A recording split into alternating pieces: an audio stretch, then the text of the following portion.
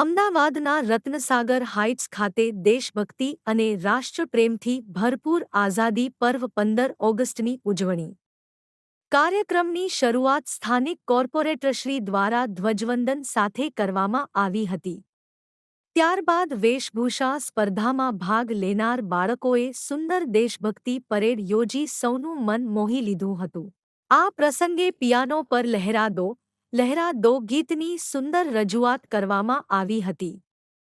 ત્યારબાદ 7 બાળકીઓ દ્વારા દેશભક્તિ ગીતોના સુંદર ફ્યુઝન પર મનમોહક ડાન્સ પરફોર્મન્સ રજૂ કરવામાં આવ્યું હતું. કાર્યક્રમના અંતે બાળકો માટે દેશભક્તિ ક્વિઝનું આયોજન કરવામાં આવ્યું હતું, જેમાં મહાત્મા ગાંધી ટીમે ભવ્ય વિજય મેળવ્યો હતો.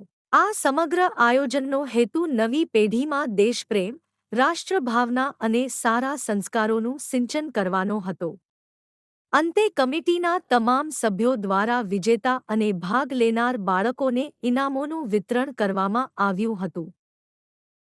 સ્વાતંત્ર્ય દિન નિમિત્તે રત્નસાગર હાઇટ્સમાં ધ્વજવંદન કાર્યમાં ઉપસ્થિત મંચસ્થ એવા મારા સાથી કાઉન્સિલર વર્ષાબેન, અમારા પૂર્વ મહામંત્રી હસમુખભાઈ, નીતિનભાઈ, રાજેશભાઈ, સોસાયટીના સૌ વડીલો, ભાઈ બહેનો અને નાના નાના ભૂલકાઓ, બધાને 15મી ઓગસ્ટની હાર્દિક શુભકામનાઓ. ભારત માતા કી. આપણે આજે 15મી ઓગસ્ટ 1947ના સ્વાતંત્ર્ય દિવસની આપ સૌને હાર્દિક શુભકામના.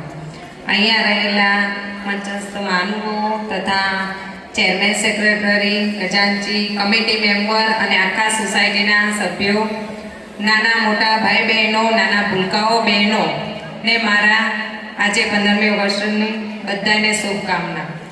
हे मेरे वतन के लोगो, जरा आँख में भर लो पानी, जो शहीद हुए उनकी जरा याद करो कुर्बानी.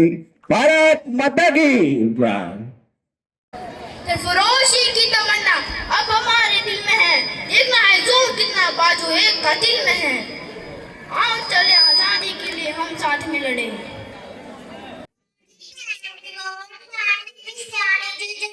आप सभी को मैं स्वतंत्रता दिवस की हार्दिक शुभकामनाएं देती हूँ. 15 अगस्त हमारे देश का राष्ट्रीय पर्व है.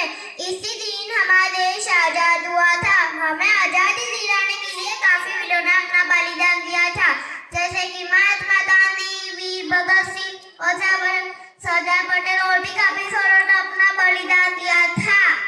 हमें अपने देश से प्यार करना चाहिए, अच्छे नागरिक बनना चाहिए. बोलिए जय हिंद.